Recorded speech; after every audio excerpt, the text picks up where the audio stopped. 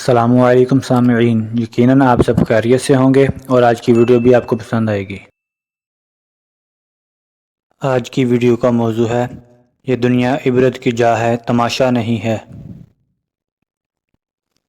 مولانا ارسلان بن اختر اپنی کتاب دلچسپ ایمان افروز واقعات میں لکھتے ہیں، ہمارے شہر میں ایک بڑا زمیندار آدمی تھا۔ انگریزوں کی حکومت نے اسے اتنی زمینیں دی تھیں کہ ریل گاڑی چلتی تو اگلا اسٹیشن اسی کی زمین میں آتا تھا، پھر ریل گاڑی چلتی تو دوسرا اسٹیشن بھی اسی کی زمین میں ہی آتا تھا، پھر ریل گاڑی چلتی تو تیسرا اسٹیشن بھی اس کی زمین میں ہی آتا تھا۔ گویا ریل گاڑی کے 3 اسٹیشن اس کی زمین میں آتے تھے۔ وہ ارب پتی آدمی تھا، اس کا عالیشان گھر تھا، خوبصورت بیوی تھی اور ایک ہی بیٹا تھا۔ اس کی زندگی ٹھاٹھ کی گزر رہی تھی۔ ایک مرتبہ وہ اپنے دوستوں کے ساتھ شہر کے ایک چوک میں کھڑا آئس کریم کھا رہا تھا۔ اسی دوران اس کے دوستوں نے کہا کہ آج کل کاروبار میں اچھا نہیں ہے، کچھ پریشانی ہے، ہم مصروف رہتے ہیں۔ یہ سن کر اس کے اندر میں آ گئی۔ وہ تکبر میں کہنے لگا، یار تم بھی کیا ہو، ہر وقت پریشان پھرتے ہو کہ آئے گا کہاں سے؟ لیکن میں تو پریشان پھرتا ہوں کہ لگاؤں کہاں پہ؟ میری تو 21 نسلوں کو بھی کمانے کی پرواہ نہیں ہے۔ جب اس نے تکبر کی یہ بات کی تو اللہ تعالیٰ کو سخت ناپسند آئی۔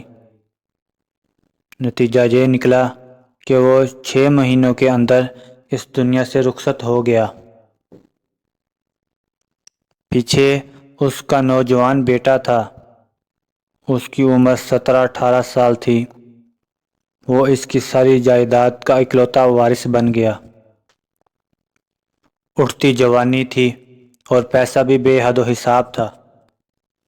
اسی طرح کے دوست بھی بن گئے جنہوں نے اس کو غلط راستے پر ڈال دیا، اس کو شباب اور شراب والے کام سکھا دیے۔ اٹھتی جوانی میں یہ جنسی گناہ بڑے پرکشش ہوتے ہیں۔ آدمی چاہتا ہے کہ کھانا ملے یا نہ ملے، البتہ یہ گناہ کرنے کا موقع ضرور ملنا چاہیے۔ چنانچہ اس کو روزانہ نئے نئے مہمان مل جاتے۔ اس طرح وہ پیسہ پانی کی طرح بہانے لگا۔ کچھ عرصہ کے بعد اس نے بڑے شہروں کا رخ کر لیا۔ اس نے چند سالوں میں خوب جی بھر کر عیاشی کی۔ اسے کوئی ایسا دوست ملا جس نے اسے کہا کہ آؤ ذرا ہم تمہیں باہر کی سیر کرواتے ہیں۔ وہ اسے تھائی لینڈ لے گئے۔ وہاں پر اس نے چٹی چمڑی یعنی گورے رنگ والی لڑکیوں سے اس کا تعارف کروا دیا۔ وہاں کے کلبوں میں بھی اس نے دریا کی طرح پیسہ بہایا۔ وہاں اس کی ساری رات عیاشی میں گزار دی، حتیٰ کہ سارا بینک بیلنس ختم ہو گیا۔ اب نہ صحت رہی اور نہ پیسہ۔ ایک وہ وقت بھی آیا کہ واپس آ کر اس کو اپنا گھر بیچنا پڑ گیا۔ چنانچہ جب گھر بھی بک گیا تو اس نے فٹ پاتھ پر سونا شروع کر دیا، اور جس چوک میں کھڑے ہو کر اس کے باپ نے تکبر کی بات کی تھی، اس چوک میں اس کا یہ بیٹا کھڑے ہو کر بھیک مانگنا شروع ہو گیا۔ اللہ تعالیٰ نے دکھا دیا کہ تمہیں ہم نے جو اتنا دیا ہے اس پر تکبر کیوں کرتے ہو؟ کہتے ہو کہ میں پریشان ہوں کہ لگاؤں کہاں پر، اور تم کہتے ہو کہ میری 21 نسلوں کو بھی کمانے کی پرواہ نہیں۔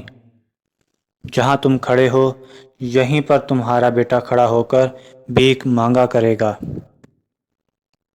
میرے دوستو، ہو سکتا ہے کہ باقی گناہوں کی سزا فقط آخرت میں ملے، لیکن تکبر وہ گناہ ہے کہ جس میں آخرت میں سزا تو ملے گی ہی صحیح، مگر اللہ تعالیٰ اس کی سزا دنیا میں بھی ضرور دیا کرتے ہیں۔